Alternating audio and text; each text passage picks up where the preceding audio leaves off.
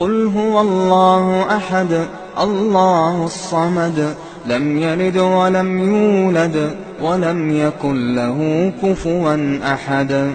قل أعوذ برب الفلق من شر ما خلق ومن شر غاسق إذا وقب ومن شر النفاثات في العقد ومن شر حاسد إذا حسد. قل أعوذ برب الناس ملك الناس